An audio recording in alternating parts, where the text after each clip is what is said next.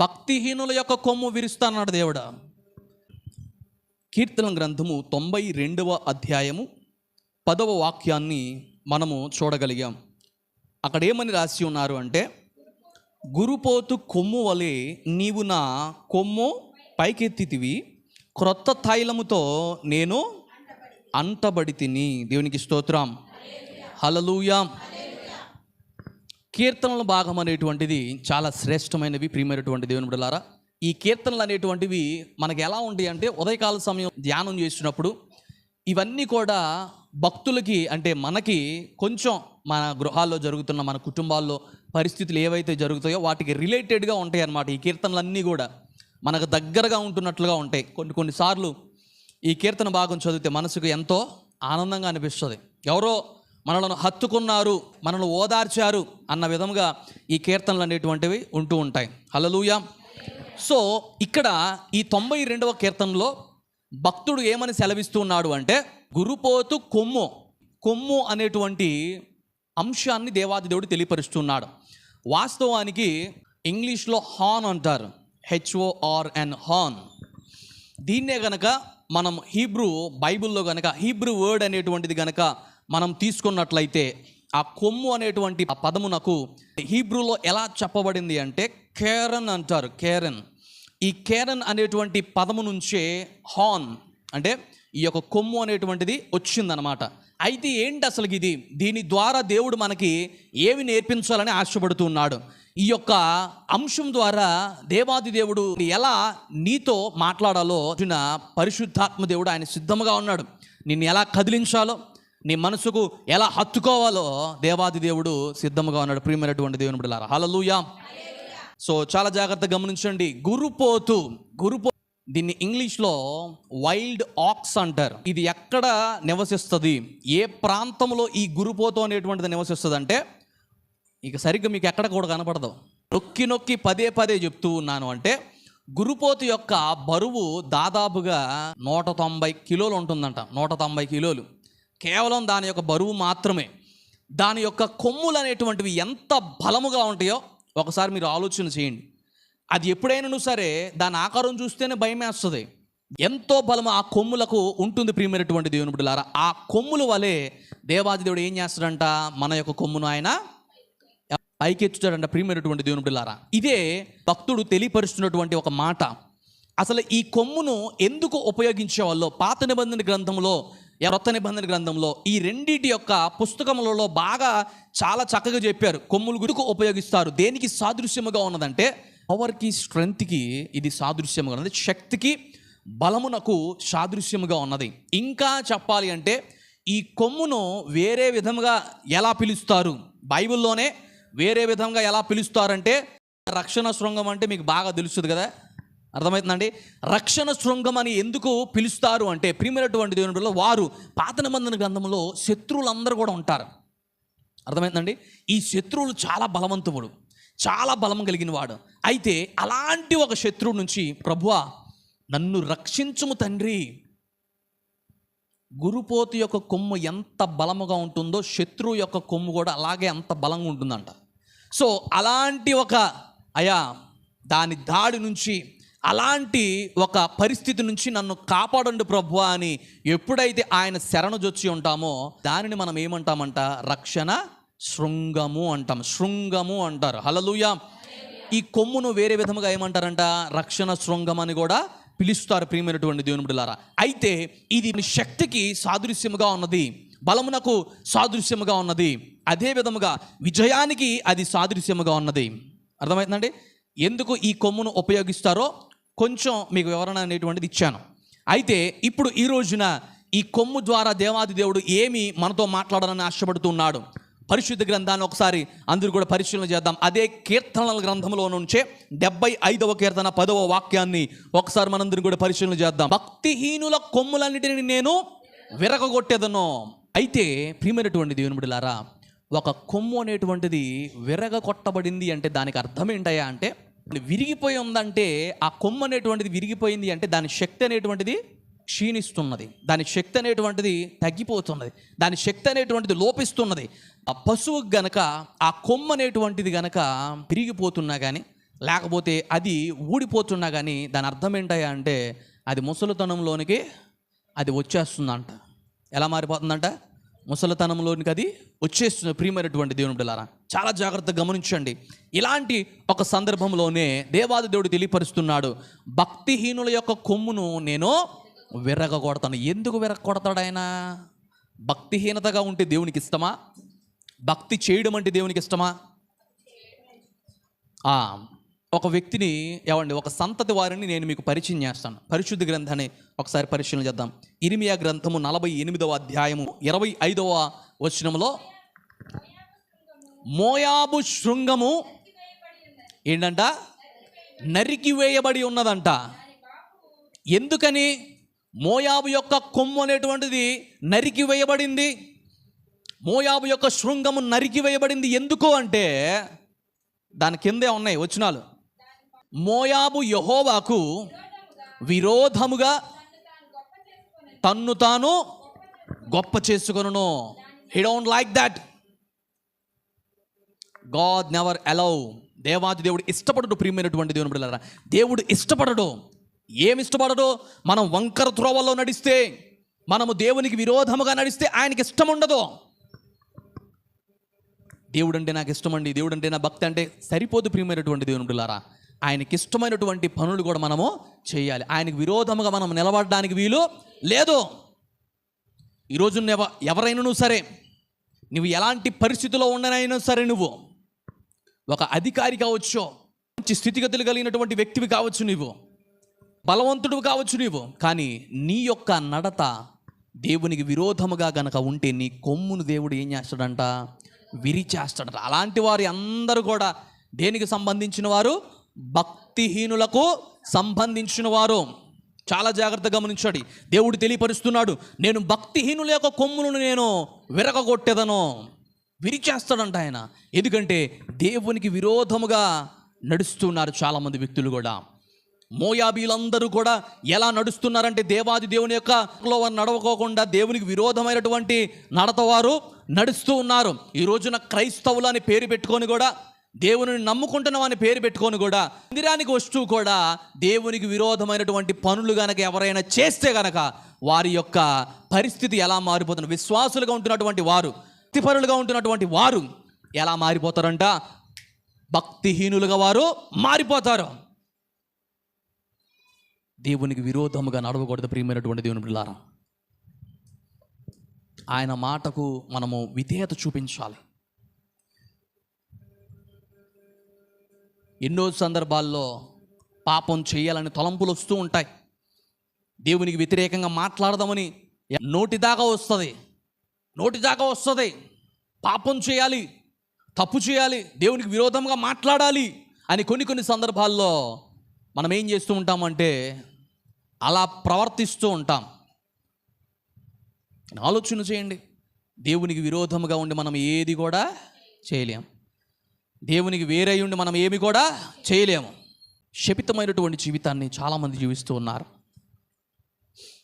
ఆశీర్వాదం ఉండడం లేదు, దీవెన ఉండడం లేదు, గొప్ప కార్యాలు నా గృహంలో ఉండటం లేదు, నా కుటుంబంలో జరగటం లేదు. దేవుని కార్యాలు శాపగ్రస్తమైనటువంటి జీవితాన్ని నేను జీవిస్తూ ఉన్నాను. ఎందుకు తెలుసా?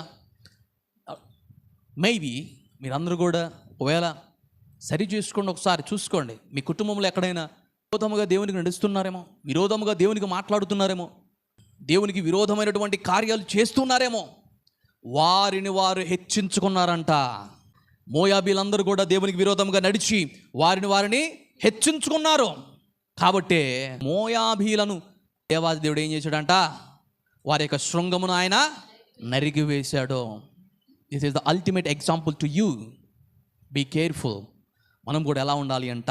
చాలా జాగ్రత్తగా మనము ఉండాలి. దేవుని చేత ఆశీర్వదించబడినటువంటి నీవు, దేవుని చేత దీవించబడినటువంటి నీవు, దేవుని చేత ఘనపరచబడినటువంటి నీవు ఎప్పుడు కూడా మీ యొక్క శృంగము అనేటువంటిది పైకెత్తబడాలి, కానీ అది నరికి వేయబడకూడదు. దేవుడు మమ్మల్ని దీవించాడులే, దేవుడు మమ్మల్ని ఆశీర్వదించాడులే, దేవుడు మమ్మల్ని ఘనపరచాడులే అని ఆ దేవాది దేవుణ్ణి కనుక నీవు మర్చిపోతే, ఒకవేళ మర్చిపోయావేమో, ఆ మర్చిపోవడం బట్టే ఈరోజు నువ్వు శాపగ్రస్తమైనటువంటి జీవితాన్ని జీవిస్తున్నావు. ఈరోజు దీవెన లేనటువంటి జీవితాన్ని జీవిస్తున్నావు. ఆశీర్వాదం లేనటువంటి జీవితాన్ని మీరు జీవిస్తున్నారు చాలామంది వ్యక్తులు కూడా. ఎందుకు అనంటే దేవునికి విరోధమైనటువంటి నడక మనం నడవకూడదు. అందుకనే మోయాబీల యొక్క పతనానికి గల కారణం ఏంటో తెలుసా? వారి యొక్క శృంగము నరికివేయబడ్డానికి కారణం ఏంటయ్యా అంటే దేవునికి విరోధమైన నడక వారు నడిచారు కాబట్టి. ఆలోచన చేయండి ఒకసారి. ఎప్పుడైనా దేవుని యొక్క దృష్టికి మనము చెడుగా నడిచేమేమో, దేవుని యొక్క దృష్టికి మనము వంక త్రోవల్లో నడిచేమేమో, దేవునికి విరోధముగా మాట్లాడేమేమో, దేవునికి విరోధమైనటువంటి పనులు మనం చేసామేమో. జ్ఞాపకం చేసుకోండి ఒకసారి. మనం ఏం చేయాలంటే దేవుని తరట్టు మనము తిరగాలి. మనల్ని మనము హెచ్చించుకోకూడదు ఎప్పుడు కూడా. తనను తాను తగ్గించుకున్నవాడు హెచ్చింపబడును, తనను తాను హెచ్చించుకున్నవాడు తగ్గించబడును.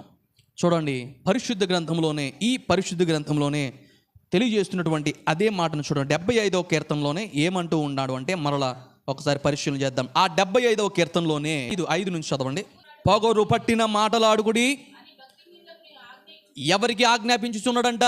భక్తిహీనులకు ఆజ్ఞాపిస్తున్నాడంట. ప్రియమైనటువంటి దేవుని బిడ్డలారా, ఎప్పుడైనా మీరు పెంచుకుంటున్నటువంటి ఏదైనా యానిమల్, పశువు కనుక దాని కొమ్ములు కలిగి మీ మీదకి వచ్చింది అనుకోండి, ఏం చేస్తారు మీరు అందరూ?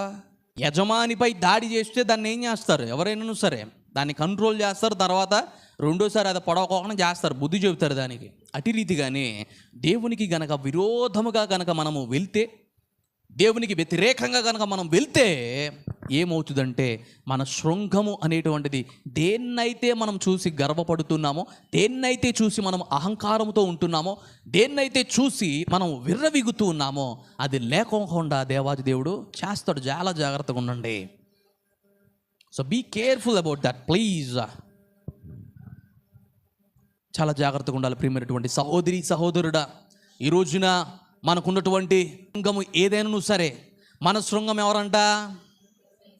చెప్పండి, మన శృంగం ఎవరంట? దేవుడే. హల్లెలూయా. బలము బలహీనతలు. కుటుంబంలో మీ బలహీనత ఏంటయ్యా అని అడిగితే, నా పిల్లలే నా బలహీనత అండి అని అంటారు కొంతమంది తల్లిదండ్రులు. ఏమంటే మీ బలం ఏంటయ్యా అంటే, నా భర్తే నా బలము. ఇప్పుడు అట చెప్పట్లా. వాళ్ళు ఏం చూసినారు? మా భార్య నా బలం అంటున్నారు.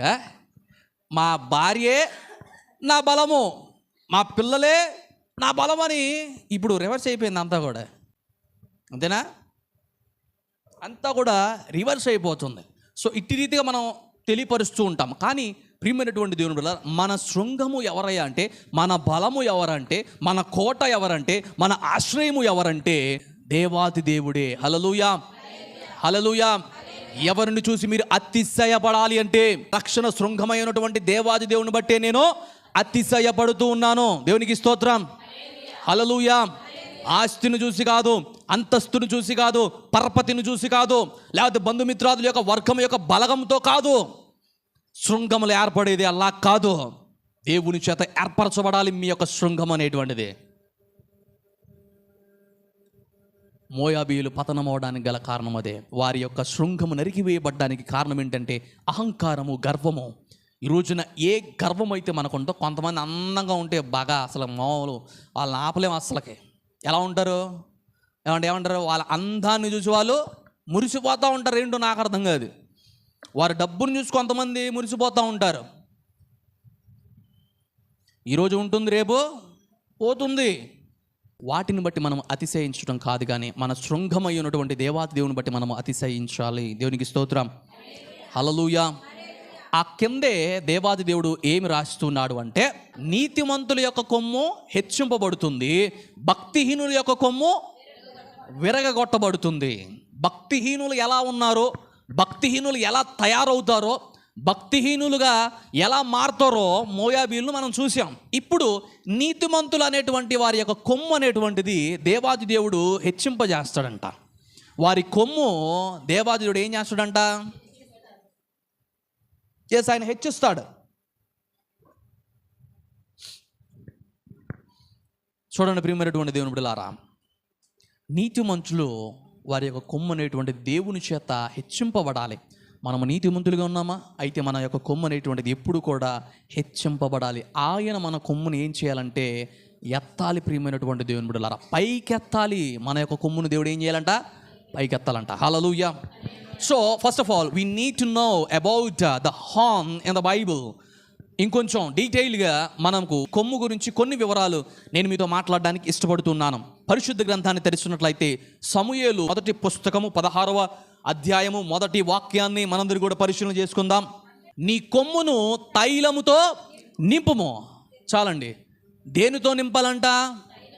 తైలముతో మనము నింపాలి. మన యొక్క కొమ్మును దేనితో నింపాలి అంటే తైలముతో నింపాలి. ప్రియమైనటువంటి దేవుని బిడ్డలారా, కొమ్ము అనేటువంటిది నీకు సాదృశ్యముగా ఉంటే నీవు దేని చేత నీవు నింపబడాలి అంట?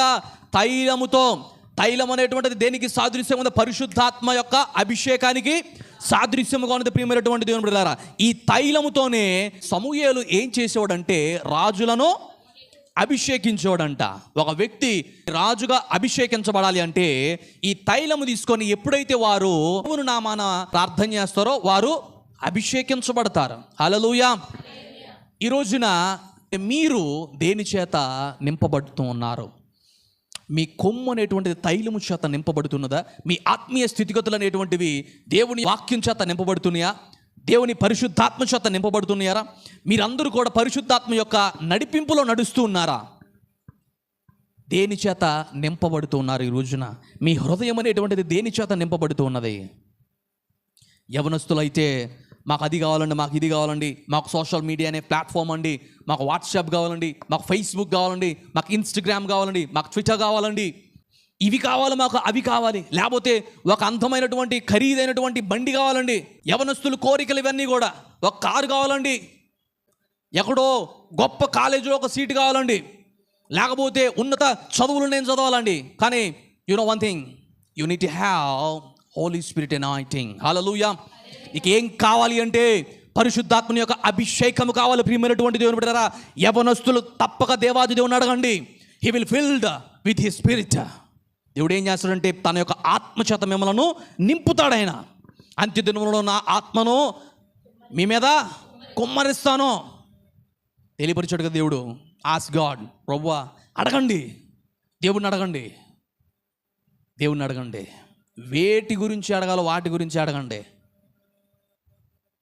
వేరే వాటి గురించి అడగమాకండి. వేరే వేరే వాటి కొరకు వెంపర్లాడమాకండి దయచేసి. వేరే వేరే వాటి కొరకు పరిగెత్తమాకండి దయచేసి. దేని గురించి అడగాలో వాటి గురించి అడగండి దేవునికి. మీకు ఏది అవసరమో దేవునికి తెలుసు. మీరు అడగక మునిపే చెప్పండి, మీరు అడగక మునిపే మీ యొక్క అవసరాలను నేను ఎరిగి ఉన్నాను దేవుడు తెలియపరుస్తున్నాడు. ఇక్కడికి వచ్చినటువంటి వారు మీరు ఎంతమంది అయితే ఉన్నారో మీ అవసరాలు దేవునికి తెలీదా? దేవునికి తెలుసా తెలీదా? తెలుసు. తీరుస్తాడా? మీ హృదయ వాంఛలను తీరుస్తాడు దేవుడు. మీ అవసరాలను తీరుస్తాడా దేవుడు? అడగక మునిపే దేవాది దేవునికి తెలుసు అంట. Hallelujah. So you don't worry and hurry burry మనకు కావాలి, గబగబా ఇవ్వాలి ఏదైనా సరే. ఆయనకి ఎప్పుడు ఇవ్వాలో ఆయనకు తెలుసు. దేవుడు ఏదైనా చేస్తేనే మీకు ఆయన దేవుడిలా కనపడతాడా? జాబ్ కావాలని ప్రార్థన చేస్తారు, జాబ్ ఇవ్వండి ప్రభు అంటారు, జాబ్ ఇస్తారు. జాబ్ తర్వాత ఏమడుగుతారు? మళ్ళీ ఏముంటుంది చెప్పండి? పెళ్ళి ఉంటుంది. పెళ్ళి కావాలి ప్రభు అంటారు. పెళ్ళి చేసిన తర్వాత పిల్లలు కావాలంటారు. పిల్లలు పుట్టిన తర్వాత ఆరోగ్యం కావాలంటారు. ఆ పిల్లలకు పెళ్ళిళ్ళు అవ్వాలంటారు. మేము ఆశీర్వదించబడాలి. ఇంక ఇదేనా ఇంకా జీవితంలో?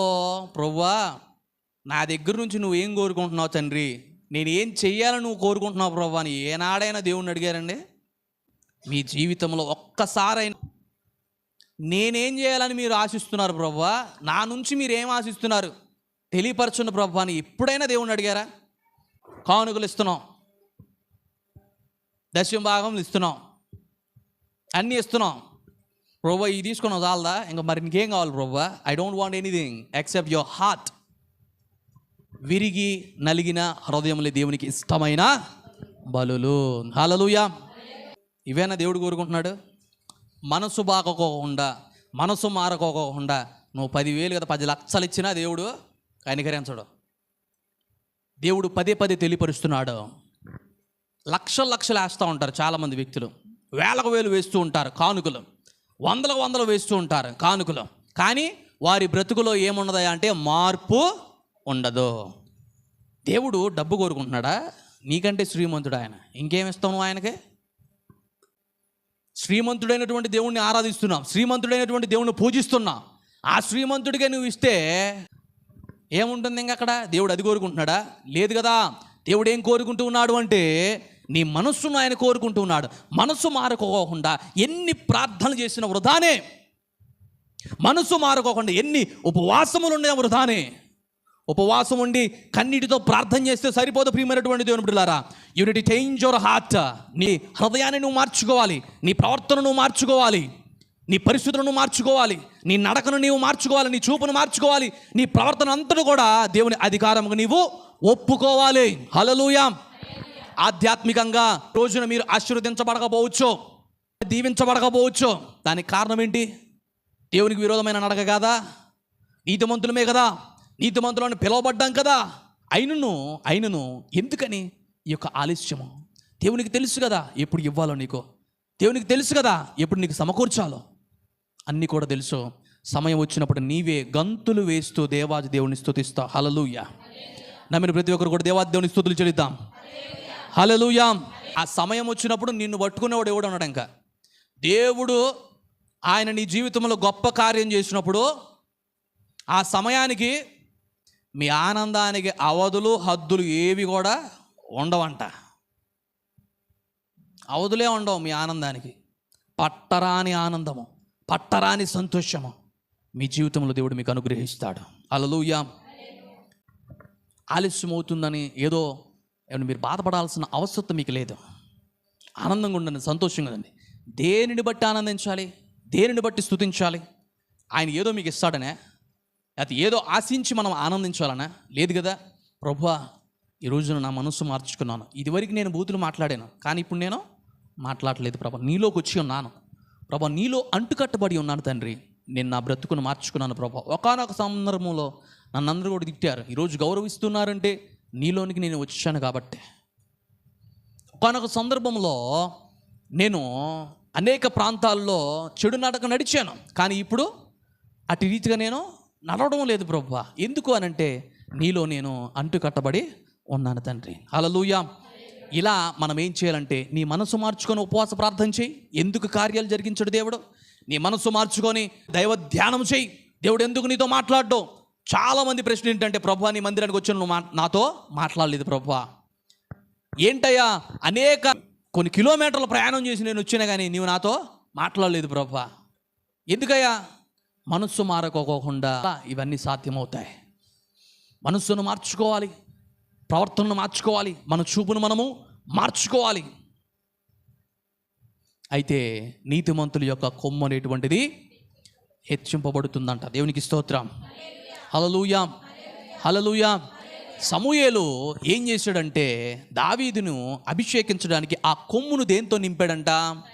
తైలముతో నింపాడంట. మన యొక్క హృదయాన్ని ఈ రోజున మనము దేనితో నింపుకుంటున్నాము? ఆత్మీయ మేలులతో మనం నింపుకోవాలి, వాక్యముతో నింపుకోవాలి, ప్రార్థనతో మనం నింపుకోవాలి. ముఖ్యంగా పరిశుద్ధాత్మ యొక్క నడిపింపును మనం పొందుకోవాలి. ప్రియమైనటువంటి దేవుని బిడ్డలారా, దేవుని యొక్క నడిపింపును మనం అందరం కూడా కలిగి ఉండాలి.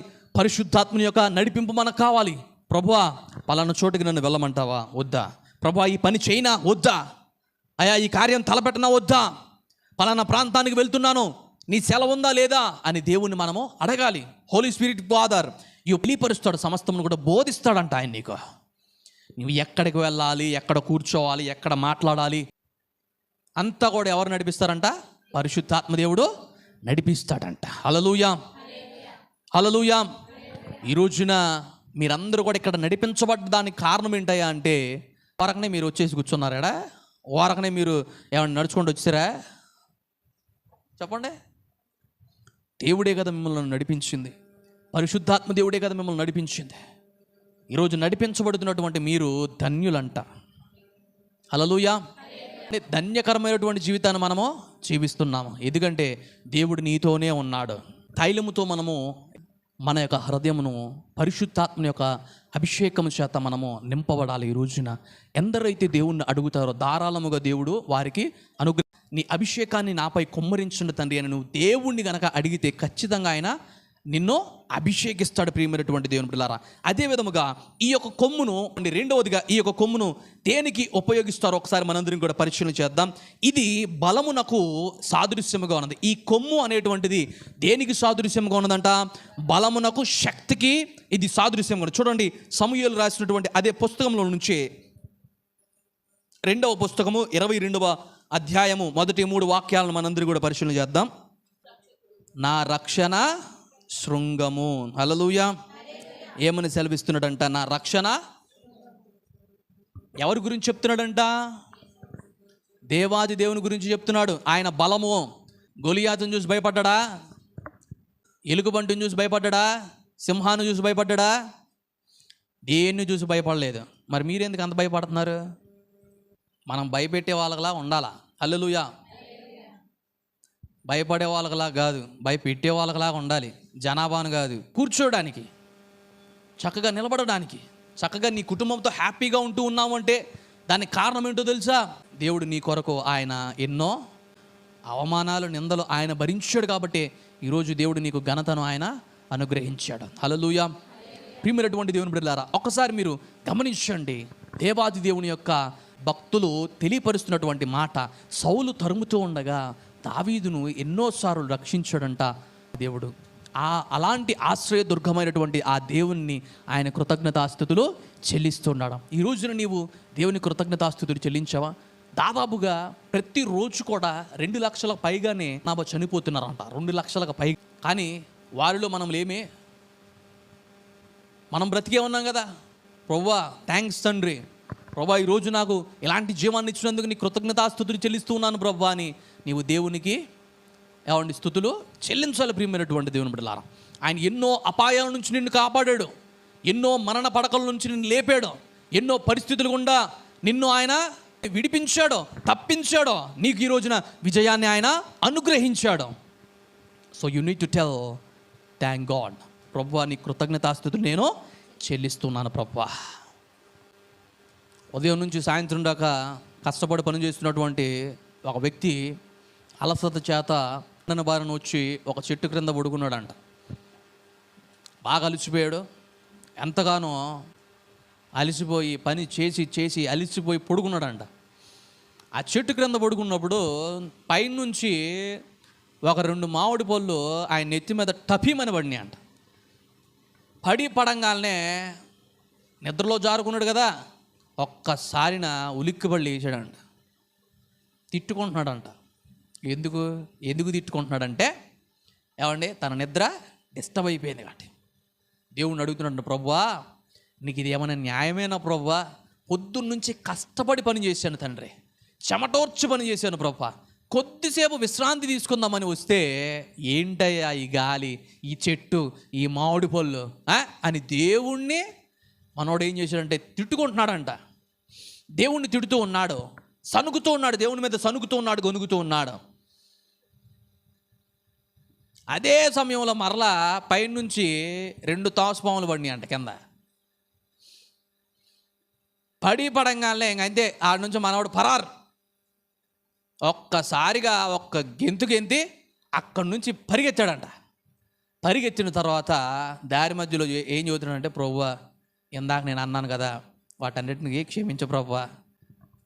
ఏంటంట, నువ్వేం మనసులో పెట్టుకోమాకే, ఇందాక నేను ఏవైతే అన్నానో వాటన్నిటిని బట్టి నన్ను క్షమించు ప్రభువా, నేను తిట్టుకున్నాను, నేను సనిగాను గొనిగాను, నన్ను క్షమించు ప్రభువా అని అంటున్నాడంట. ఒకవేళ కనుక ఆ మామిడి పళ్ళు పడకపోతే, ఆయన లెగవకపోతే ఆ త్రాసుపాములు ఆయన మీద పడి ఆయన కరిచి చంపేసేయి. ప్రతి కీడు వెనకాల దేవుడు ఏం దాస్తాడంట?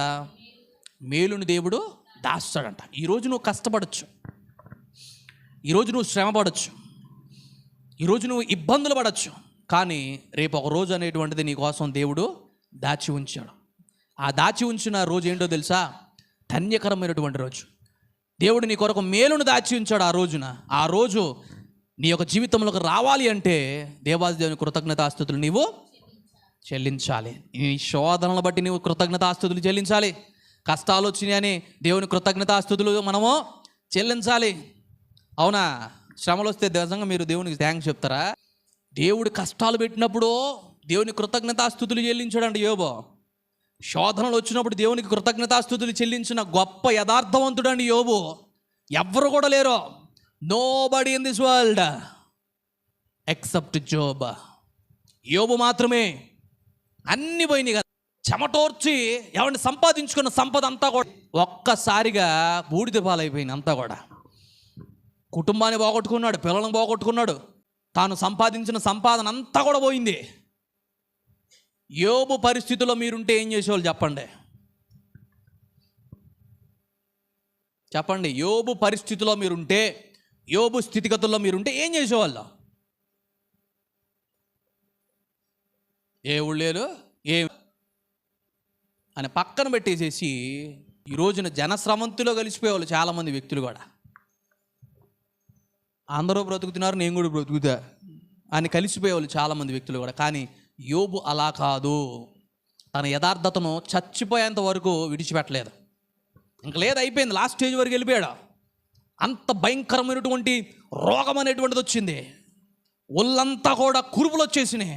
దేనస్థితి, భయంకరమైనటువంటి స్థితి. ఆ స్థితిలో కూడా దేవుణ్ణి కృతజ్ఞతాస్తుతులు చెల్లించాడు. హల్లెలూయా. పౌలు శీలలు ఎక్కడ ఉన్నారో తెలుసా? బంధించబడ్డారు చెరసాలలో. దేవుని తిట్టుకున్నారా? ఏంది ప్రభువా, నీ పరిచర్య కొరకే కదా తండ్రి కష్టపడి నేను తిరుగుతున్నాను, స్వార్థ ప్రకటన చేస్తున్నాను, అయినను మమ్మల్ని తీసుకొచ్చి జైల్లో వేయించావేంది ప్రభు అని అన్నారా? ఏమన్నారంట? దేవుని కృతజ్ఞతాస్తుతులు చెల్లించారంట. బంధకములో ఎంచబడి అంట. హల్లెలూయా. శోధనలో మీరు, కష్టాల్లో మీరు దేవునికి కృతజ్ఞతాస్తుతులు కనుక చెల్లించారనుకోండి, అపవాదిగాడికి అక్కడ మైండ్ పోవాలా. అపవాదిగాడికి ఏం కావాలి? మైండ్ పని చేయకూడదు. ఏంట్రా ఇన్ని శోధనలు పెడుతున్నా కానీ వీడేంట్రా ఇంకా దేవుడు దేవుడు అంటున్నాడు, ఇంకా దేవుడిని పట్టుకొని వేలాడుతూ ఉన్నాడు, ఇంకా దేవుడిని స్తుతిస్తూ ఉన్నాడని అపవాదికి వణుకు పుట్టాలంట. అది వాడిని భయపెట్టడం అంటే. హల్లెలూయా. సాతానుని భయపెట్టాలి అంటే మీరందరూ కూడా కత్తి తీసుకొని యుద్ధం చేయడం కాదు. అర్థమైంది? అట్ట కాదండి. వాడిపై మీరు యుద్ధాన్ని ఎలా చేయాలంటే, శోధనలు వచ్చినా అపవాదితో ఏమండి మీరందరూ కూడా కష్టములు వచ్చినా దేవాది దేవుని కృతజ్ఞతాస్తుతులు మీరు చెల్లించాలి. అడగండి. అటు రీతిగా చేసినట్లయితే యోబు ఏదైతే కోల్పోయాడో దేవుడు మరలా ఏం చేశాడంట? రెండంతలుగా యోబుకి దేవుడు ఇచ్చాడు. దేవుడు అన్యాయం చేసేవాడు. ఈరోజు మీరు ఒకటి కోల్పోయారు, దాన్ని బట్టి మీరు బాధపడద్దు. దేవాది దేవుడు మరలా మీకు రెండంతలుగా ఆయన ఆశీర్వాదాన్ని అనుగ్రహిస్తాడు. నమ్మిన ప్రతి ఒక్కరు కూడా దేవాది దేవునికి స్తుతులు చెల్లిద్దాం. హల్లెలూయా. దేవుని కొరకు మీరు ఒకటి పోగొట్టుకుంటే ఆయన రెండు ఇస్తాడు. 100 అయినా ఎత్తాడు దేవుడు. అంతేనా? దేవుని కొరకు మీరు ఏం పోగొట్టుకున్నారు? దేవుని కొరకు సర్వస్వం మీరు కోల్పోయారా? తను కోల్పోయారు దేవుని కొరకు. అక్కడ ఉన్నది మీకు నిజమైనటువంటి సంతోషం, ఆనందము. మీకు ఎంత కావాలంటే అంత కావాలంటే అంత. బంగారపు వీధులలో మీరు నడుస్తారంట ప్రియమైనటువంటి దేవుని బిడ్డలారా. బంగారు వీధులలో బంగారం వేసుకున్నారా? మీరు ధరించారా బంగారము? ఈరోజు మీరు ఒంటి మీద ధరిస్తూ ఉన్నారు, రేపొద్దున మీరు బంగారపు వీధిలో నడుస్తారు. ఓ వెంపర్లాడమాకండి. బంగాళం చూసి ఒకళ్ళని చూసి ఒకళ్ళ. క్రైస్తవురాలువే కదా, దేని మీద మీ మనసు ఉండాలంట? పైన ఉన్న వాటిని మీరు వెతకాలి. హల్లెలూయా. సో ప్లీజ్ ప్రియమైనటువంటి దేవుని బిడ్డలారా, దేవాది దేవుడు కోల్పోయిన దానికంటే అధికముగా దేవాది దేవుడు మీకు ఆయన అనుగ్రహిస్తాడు. యోబు కోల్పోయాడు, సమస్తానికి అధికముగా దేవుడు అనుగ్రహించాడు. ఈరోజు నువ్వు ఏం కోల్పోయావు నాకైతే తెలియదు, కానీ దేవుడు నీకు అధికముగా ఇచ్చే రోజు రాబోతున్నది యేసు నామములో. హల్లెలూయా. హల్లెలూయా. దేవాది దేవుడు తెలియపరుస్తున్నాడు ప్రియమైనటువంటి దేవుని బిడ్డలారా, ఇదిగో నీవు కోల్పోయి ఎంత బాధపడుతున్నావో దేవాది దేవుడు చూస్తున్నాడో. దావీదు మహారాజు గారిని చూశారు దేవాది దేవుడు. నిన్ను చూడ్డా సొంత మామే చంపడానికి ప్రయత్నం చేస్తున్నప్పుడు, సొంత ఆత్మీయులే త్రోసి వేస్తున్నటువంటి సమయంలో నిన్ను ఎవ్వరు చూడటం లేదు, ఎవ్వరు పట్టించుకోవడం లేదని నీవు బాధపడుతున్నావేమో, కానీ దేవాది దేవుడు నీ తట్టు ఆయన ఉన్నాడు. దేవుడు నీతోనే ఉన్నాడు. He can change your life within fraction of seconds. Hallelujah. దేవునికి అసాధ్యమైనది ఏదైనా ఉందా? ఏది కూడా లేదు. అందుకని విశ్వాసంతో దేవుణ్ణి మనము అడగాలంట ప్రియమైనటువంటి దేవుని బిడ్డలారా. అలాంటి బలము కలిగిన వాడే మన దేవుడు, అలాంటి శక్తి కలిగిన వాడే మన దేవుడు. ఆయనకి అసాధ్యమైనది ఏదీ లేదు. నీ కుటుంబంతో ప్రార్థన చేయి, దేవుడిని జీవితంలో ఎందుకు కార్యాలు చేయడం. పట్టుదలతో ప్రార్థన చేయి, విడిచిపెట్టుకోకుండా ప్రార్థన చేయి. దేవుడి ఘనకార్యాలు నీ జీవితంలో ఖచ్చితంగా జరిగిస్తాడు. పక్కనున్న వాళ్ళు ఏం చేస్తారంటే పద్దాకలు నిన్ను పట్టుకొని లాగడానికి ప్రయత్నం చేస్తుంటారు. నీ వల్ల ఏమైద్ది, మీ కుటుంబం వల్ల ఏమైద్ది, నువ్వు చూసావా, నీ బ్రతుకు చూసావా అని వెక్కిరిస్తూ ఉంటారు, అవమానపరుస్తూ ఉంటారు. అసలు వాళ్ళని ఎవరు నువ్వు పట్టించుకో, మాకు ఎవరిని మీరు పట్టించుకోవద్దు. నీ స్థితిగతులను చూడాలి. ఫ్యూచర్లో నీ స్థితిగతులు నీవు చూడాలి. విశ్వాసంతో ప్రార్థన చేస్తున్నాను తండ్రి, విశ్వాసంతో పలుకుతున్నాను ప్రభు అని నీవు గనక ప్రార్థన చేస్తున్నట్లయితే నీ స్థితిగతులను ఏదైతే నువ్వు ఊహించావో ఆ ఊహ కంటే అత్యధికముగా దేవుడు నీకు ఆయన అనుగ్రహిస్తాడు. హల్లెలూయా. ఏ మధ్యలో పానకంలో పొడగలో మాటలు వినమాకండి మీరు, అర్థమవుతుందండి? వాళ్ళ మాటలు లెక్క చేయాల్సిన అవసరమే మనకు లేదు. దేవుని వాక్యమే మీకు సజీవము, దేవుని వాక్యం మీకు తెలియపరుస్తుంది. మీరు అడుగు ఊహించే వాటికంటే అత్యధికంగా ఇచ్చేటువంటి దేవుని నేను. ఆయన మాట నమ్మండి, ఆయన మాట మీద విశ్వాసం ఉంచండి, మనుషుల మాట మీద కాదు. ఎవరి మాట మీద విశ్వాసం? దేవుని మాట మీద మీరు విశ్వాసము ఉంచాలి. అప్పుడే మీ స్థితిగతులు అనేటువంటి మార్చబడతాయి. దేవునికి స్తోత్రం. దావీదు మహారాజు గారు అభిషేకించబడ్డారు. దావీదు మహారాజు గారు ఆశ్రయ దుర్గము, ఆ కొమ్ము అనేటువంటిది ఆశ్రయ దుర్గముగా ఆయన తెలియపరిచాడు. ప్రియమైనటువంటి దేవుని బిడ్డలారా, చూడండి, నేను ఒక విషయాన్ని నేను మీకు తెలియపరుస్తాను. చూడండి, ఈ యొక్క కొమ్ము అనేటువంటిది ఇంకా దేనికి ఉపయోగిస్తారు, దేనికి సాదృశ్యముగా ఉన్నదంటే విజయానికి గుర్తుగా ఈ కొమ్మును కూడా మనకి ఉపయోగిస్తూ ఉంటారు. ఏమండి, 92వ కీర్తన మనం ఇందాక చదివిన కీర్తన చూడండి. 92వ కీర్తన 10వ వాక్యాన్ని ఒకసారి మనం పరిశీలన చేద్దాం. తరువాత ద్వితీయోపదేశకాండము 33వ అధ్యాయము 17వ వాక్యాన్ని కూడా ఒకసారి మనం పరిశీలన చేసుకుందాం. అతని యొక్క కొమ్ములు ఎవరి గురించి తెలియపరుస్తున్నాడంట దేవాది దేవుడు? ఇక్కడ వాక్యం ఎవరి గురించి తెలియపరుస్తుంది తెలుసా? The tribe of Joseph. యోసేపుకు పుట్టినటువంటి గురించి దేవాది దేవుడు తెలియపరుస్తున్నాడు. యోసేపు సంతతి వారి గురించి దేవాది దేవుడు తెలియపరుస్తున్నాడు. ఏమండి, మనష్షే, ఎఫ్రాయిము, వీరిద్దరు ఎవరైతే ఉన్నారో వారిని యొక్క సంతానాన్ని దేవుడు ఎలా వృద్ధిపరిచాడో దేవుడు తెలియపరుస్తున్నాడు. అందరి యొక్క జీవితాలు ఏమో కానీ యోసేపు అనగా ఫలించడి కొమ్మ. ఫలాలు కొన్ని కొమ్మలకు చూస్తే ఫలాలు భయంకరంగా ఉంటాయి. ఒక కొమ్మకి ఎన్నో ఫలాలు ఉంటాయి, ఎన్నో పళ్ళు ఉంటాయి. చూసారా ఎప్పుడైనా అలాగా? కొన్ని కొమ్మలకైతే అలా ఉండవు, కానీ ఒక కొమ్మకైతే ఎన్ని కాయలు కావాలంటే ఎన్ని కాయలు ఉంటాయి, ఎన్ని ఫలాలు ఉంటాయో దానికి. అలాంటి ఒక ఫలభరితమైనటువంటి జీవితమే యోసేపు యొక్క జీవితము. ఫలించడి కొమ్మ అని తన యొక్క పేరులోనే ఉన్నదంట. తన సంతానాన్ని దేవుడు, తన కొమ్ము ఏ కొమ్మంట? గురుపోతు కొమ్ములంట. ఆయన సంతానాన్ని దేవుడు అట్టి రీతిగా ఆశీర్వదించాడంట. ప్రియమైనటువంటి దేవుని బిడ్డలారా, తన యొక్క గోత్రముల వారిని దేవాది దేవుడు ఎలా ఆశీర్వదించాడో ఇక్కడ తెలియపరుస్తున్నాడు. ద్వితీయోపదేశ కాండంలో దేవాది దేవుడు నీ సంతానం అనేటువంటిది దీవించబడాలి అంటే, నీ సంతానం అనేటువంటిది ఆశీర్వదించబడాలంటే, నీ కుమారులు కుమార్తెలు వారు ఆశీర్వదించబడాలి అంటే నువ్వు ఏం చేయాలయ్యా అంటే మీ కొమ్మును దేవాది దేవుడే ఆయన పైకెత్తాలి. ఆయన హెచ్చించేవాడు, ఆయన తగ్గించేవాడు. ఇందాక కీర్తనలో చదివాం కదా, హెచ్చించేవాడు ఆయనే, తగ్గించేవాడు ఆయనే. మీ కొమ్ము దేవుని చేత హెచ్చింపబడాలి. హల్లెలూయా. ఘనతకు సాదృశ్యముగా ఉన్నది. మీ జీవితం అనేటువంటిది దేవుని చేత హెచ్చింపబడాలి కానీ తగ్గించబడకూడదు. జ్ఞాపకం చేసుకోండి ఈ విషయాన్ని. మీ పరిస్థితి ఈరోజు కొద్దిగా ఉండొచ్చు, కానీ తుదకు దేవాది దేవుడు ఏం చేస్తాడంటే మహాభివృద్ధి ఆయన ఆయన మీకు కలుగు చేస్తాడు. ప్రియమైనటువంటి దేవుని బిడ్డలారా, మహాభివృద్ధి, అభివృద్ధి కాదంట. ఏంటంట? డిఫరెన్స్ అర్థమవుతుందా? అభివృద్ధికి మహాభివృద్ధికి డిఫరెన్స్ అర్థమవుతుందా? దేవాది దేవుడే మహాభివృద్ధి కలుగు చేస్తాడంట. హల్లెలూయా. మీ కొమ్మును దేవాది దేవుడు పైకెత్తాలి అంటే భక్తిహీనుల గుడారంలో మీరు నివసించడానికి వీలు లేదు. భక్తిహీనులతో జోడి కట్టమాకండి, అన్యులతో జోడి కట్టమాకండి. ప్రియమైనటువంటి దేవుని బిడ్డలారా, అన్యులతో జోడు కట్టడం అంటే వాళ్ళని చూడటం, వాళ్ళతో మాట్లాడడం నిషిద్ధం కాదు. అలాంటి పనులు చేయమాకండి. లేనిపోయింది. ఓ పాస్టర్ గారు అట్ట చెప్పిండు, అట్ట చెప్పాడు అని చెప్పేసి మాట్లాడుతూ ఉంటారు. అర్థమవుతుందండి? హిందూస్ కానీ ముస్లిమ్స్ కానీ ఎవరైనా ఉంటే ప్రేమగా పలకరించండి. జోడు కట్టడం అంటే వాళ్ళతో మాట్లాడుకోకుండా ఉండడం కాదు. అర్థమవుతుందా? అట్లాంటి పనులు అసలు దేవుడు అసలు చెప్పలేదు. వాళ్ళు చేసే వ్యతిరేకత కార్యాలు, వ్యతిరేక క్రియలు మీరు చేయకూడదు. వాళ్ళు చేసినటువంటి మీరు చేయకూడదు.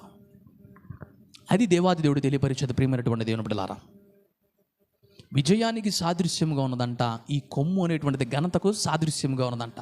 దావీదు యొక్క కొమ్మును హెచ్చించింది ఎవరంట? దేవుడే కదా. సౌలుకి 1000 కొలదియు, దావీదికి 10,000 కొలదియు కుళ్ళుకున్నాడంట. ఎవరో? మీ విరోధి, మీ శత్రువులు అలాగే కుళ్ళుకోవాలి మిమ్మల్ని చూసి. హల్లెలూయా.